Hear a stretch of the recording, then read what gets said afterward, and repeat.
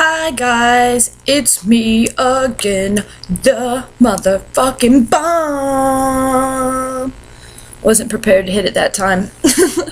But I also wasn't prepared to make this video. I went on my YouTube account and to upload my other video I just made to only find out that somebody had left me a comment about servers not doing a good job lately, and you know, they're right.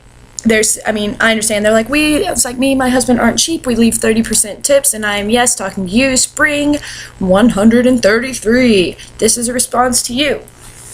Okay.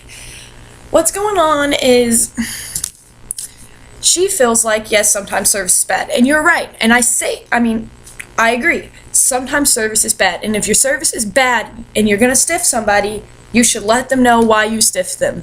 It's like sometimes it seems kind of like underhanded, or I don't know, like petty or whatever, to like leave them a note.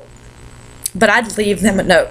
I'd say, you forgot this, you didn't seem to care, why didn't you smile? You know, these are the types of things you could do in response to that. Or you can let them know as this is going on that you are unhappy. And she is also right that a lot of servers don't apologize or seem sincere about what they're saying, or like they really don't care. There's a lot of things that do happen at tables that seem like it's the server's fault, and it's not.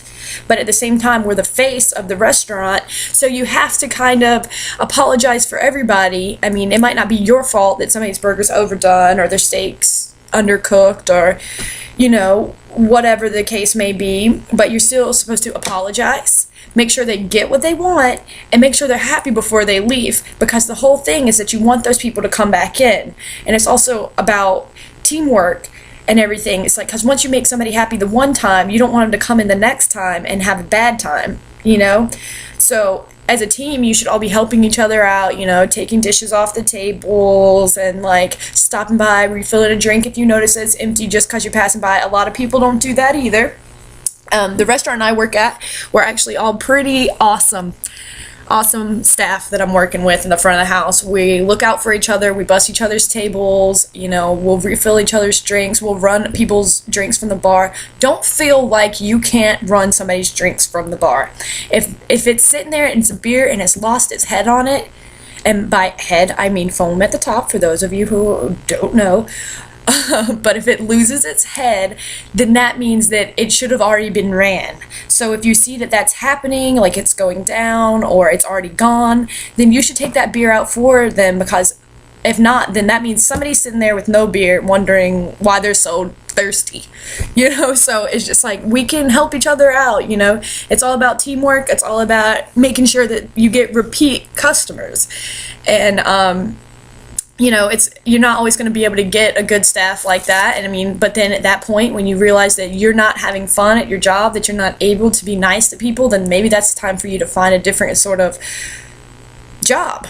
You know, I mean, waiting tables isn't supposed to be permanent anyway, but it's like, if you're unhappy doing it and you're rude to your guests, like, you're never going to make money. There's reasons why you're getting stiffed. And if it's happening to you repeatedly, then you should know. But there are certain types of customers as well who are just like that, and they don't tip. And you can tell from the moment that they sit down at the table that they're not gonna. But there's also the chance that you could be wrong. So with me, I try to give every customer the benefit of the doubt, and I'm so nice to them over and over again. If I want to talk about them, I go to the back and I talk about them. Is no need to talk about them out there on the floor or anything like that, you know. Just try to make everything good for them so that they come back, and then when they do come back, they'll remember how you went above and beyond for your guest. And it's very important. And I've only waited tables at 3 different restaurants, but I've stayed at each of them for a while. Like, well, this one has been the shortest amount of time because it's my newest restaurant, but I've still been with them for like 5 or so months. I started before it actually opened, but I have lots of loyalty towards my restaurants, and I take it personally when other people aren't doing a good job, and it's because of the first place I worked, they gave me way too much responsibilities and everything like that. But I do know what people want and everything like that. Nobody should ever be sitting at their table for longer than 45 seconds before being greeted. 45 seconds is actually too long. So you don't need to leave anybody waiting there, because if you sit there in the dark and you count to 30 in your head, and I mean 1 Mississippi, 2 Mississippi, it's gonna feel like an eternity for you to be able to turn the lights back on. So just think of it like that when you see your guests at your table. They don't want to sit there and wait on you, you know? You're supposed to be waiting on them. And I'm always saying that to my tables. I'm like, oh, well, I don't want you to be waiting on me, you know, because it's like, that's not the point. I'm supposed to be waiting on you. I'm supposed to be getting you what you want. I'm supposed to be making you happy. And that's what your job as a server is. If you can't accept that, find another job. Okay, so that's all. I just wanted to let you know, Spring133, that I do agree with you completely, and my thing is a little one-sided because I am a server, but I do understand it from the customer point of view, because I'm very young looking, and a lot of the times I don't get the best of service either. So don't judge somebody by the way that they look. Just take care of them like you would anybody else. If they do you dirty, then that just means that they're not a good person, and you know, you did your best. So all you can do is accept it, move on, and your other tables will make up for it. You know, because sometimes you get a tip, it's like $3 on like 20 or 26-ish, something like that. 3 on 26, that's not cool. Nobody likes that. Nobody even wants 4 on 26, okay? Come on. Shit out $5. It's not that hard. But, you know, sometimes that's going to happen. You're going to get 3 on 26, and then maybe you get another table and it's like 30, and for some reason they loved you and they gave you 20. It's all about making up for yourself and keeping yourself in a great mood.